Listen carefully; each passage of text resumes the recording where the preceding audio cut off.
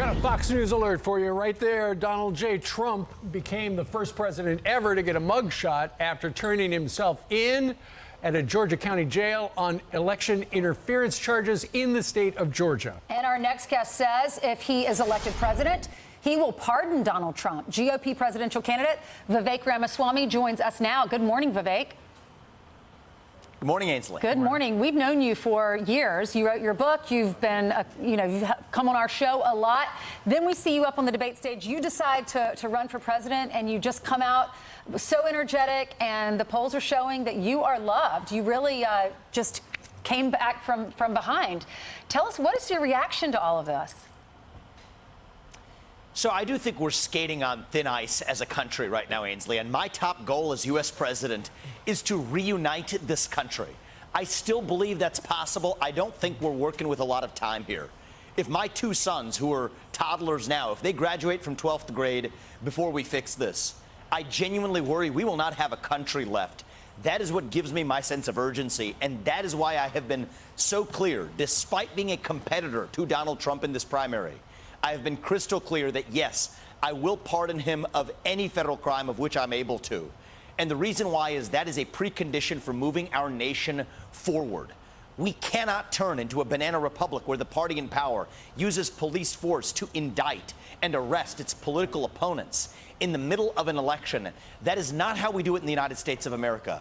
And if there's one principle we should all be able to unite around, whether or not you disagree with the president, it is we the people who select the president, not the federal administrative police state. And that's why I've been so clear on this issue.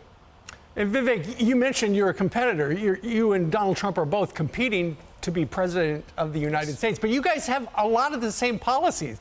And it's like, well, why would I vote for Vivek when I can get the real McCoy if I like Donald Trump's policies? The reality is, being the president is not just about policy. You're right. Donald Trump and I are both America First candidates. There are some small differences. I would go further with some elements of the America First agenda. Use the military on the southern border, not just build the wall. Shut down the Department of Education, not just put Betsy DeVos, a good person, on top and tell her to reform it. So in many ways, I think I am going further, but that's not the real difference. I'm from a different generation. I'm 38 years old. We are reaching young Americans as somebody who has lived the American dream as a first-generation American.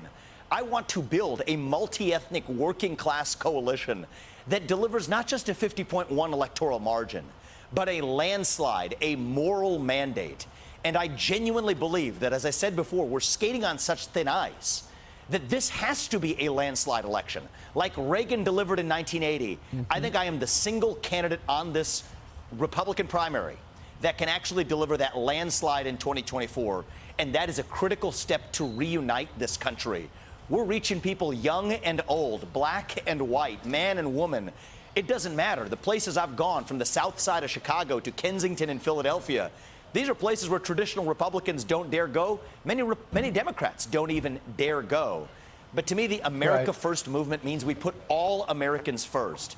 And I think that that landslide is something that I'm uniquely equipped to deliver. Yeah, I mean, the president tried to put federal troops into those hellacious city streets, and these mayors push back, so that's what you'll be up against. You're also going to be up against Ambassador Nikki Haley, and you guys could not be more disagreeable when it comes to our role in the hot spots in the world and the places that matter most. Here's what she told us last hour about how wrong she still thinks you are. When you talk about Ukraine, I understand that Americans are divided on what we should be doing with Ukraine, but Vivek was completely wrong to say that we have to choose between the border or protecting our national security. We do it all. We do it all to make sure we keep Americans safe. So she went on there, Taiwan, stop Russia there is a message to China because they're inextricably linked. So, look, I respect Ambassador Haley and her experiences, but I respectfully disagree with her. And I think the existing foreign policy establishment has gotten it wrong for so long, they're getting it wrong here, too. We are driving Russia further into China's hands. But they invaded Ukraine, Vivek. They invaded Ukraine. Just give them the 20% of the country? Well, here's what I would say. Just like Nixon did not trust Mao, we still had to pull Mao Zedong out of the hands of the USSR. I don't trust Putin any more than Putin trusts us. But you want to take his word that he'll divorce himself from China? No, I will not take his word. I will make him actually abide by an agreement with the United States with hard conditions attached to it. If they resume joint military exercises with China, there will be consequences in my deal with them. We will immediately then look at other actions that actually put Russia in a tougher spot than they are even now, maximum pressure campaign. But what I've said is we can actually go the other direction, reopen economic relations with Russia, freeze the current lines of control, make a commitment that NATO will not admit Ukraine to NATO. So let Russia take 20% of the country. They took it. They just took it. The reality, and you said the reality let him is, have it? what do we get in return? But listen. The reality is what we get in return.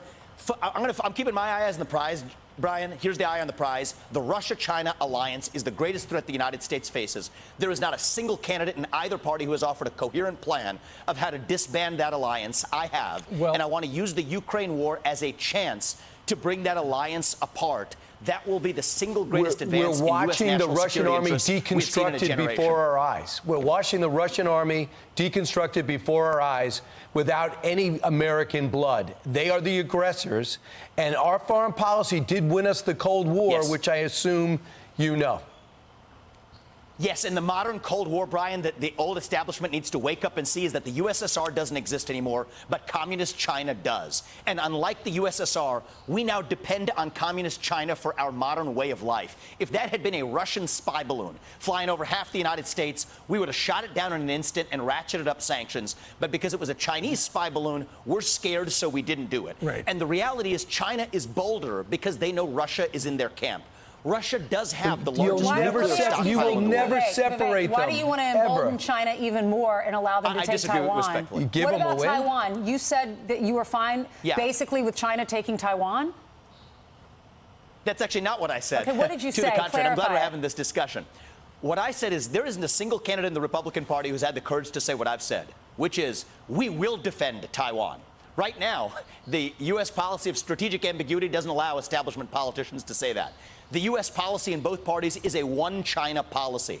I say move beyond that to strategic clarity.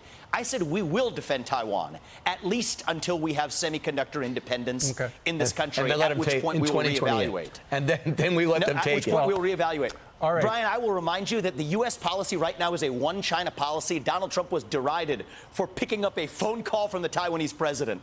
That's how pathetic our current policy is. I think we should be clear that we will defend Taiwan. Believe it or not, but this also president, make it clear to Xi Jinping. Believe it or not, this president keeps saying we are. He's different from his State Department. Vivek, thank you very much for joining us today. We know you've had a really big week. You did a really good job. Do you have enough energy to do like 40 burpees for us right now on TV? Oh, my gosh. We might go for 45 today, but what I'll say is I love the conversation with you guys. All right. Great quality conversation. Leaves me energized. We'll do more of it. All right. Thank Thanks, you, sir. Vivek. Thank Good you. luck. I'm Steve Ducey. I'm Brian Kilmeade. And I'm Ainsley Earhart. And click here to subscribe to the Fox News YouTube page to catch our hottest interviews and most compelling analysis.